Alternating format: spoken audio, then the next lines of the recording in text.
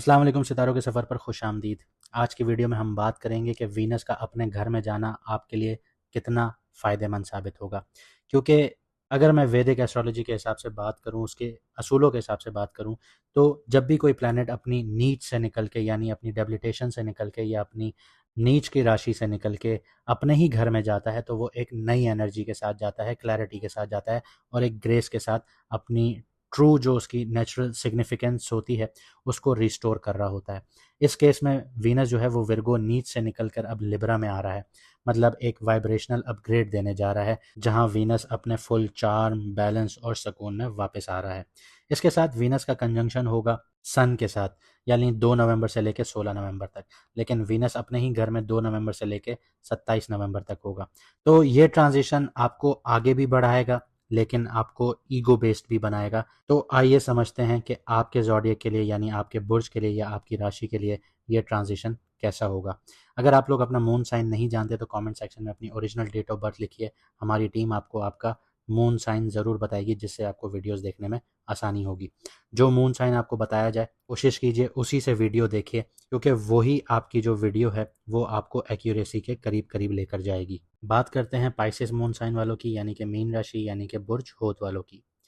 Venus आपके 8th house में आया है। 8th हाउस जो है वो मिस्ट्रीज का है, रीबर्थ का है, सीक्रेट्स का है, जॉइंट फाइनेंसेस का है और डीप इमोशनल एवोल्यूशन का है। जब वीनस 8th हाउस में हो तो हिडन नॉलेज मिलती है, सीक्रेट गेन्स मिलते हैं और इनर क्लींजिंग का टाइम पीरियड स्टार्ट हो रहा होता है।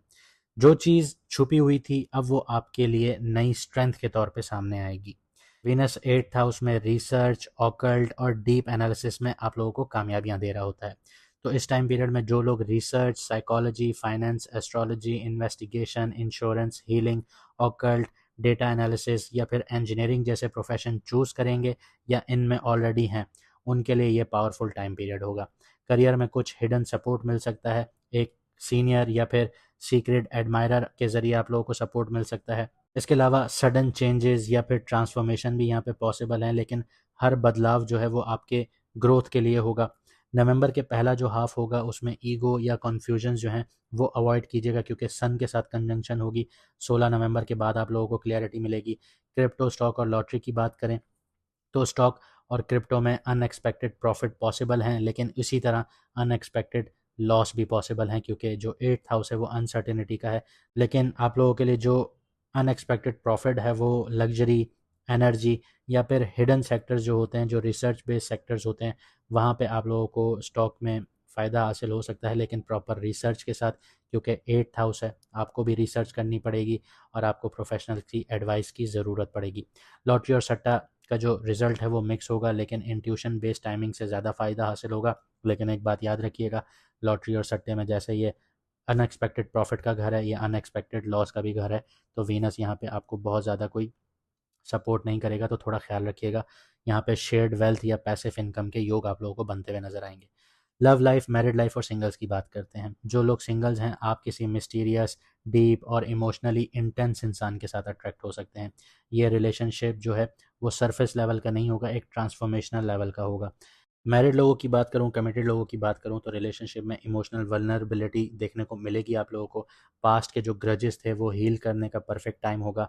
वीनस फॉरगिवनेस और सेंसुअलिटी दोनों सिखा रहा होता है, तो आप लोगों को माफ़ करके आगे बढ़ना सीखना होगा। आगे बढ़ते हैं, हेल्थ की बात करते हैं।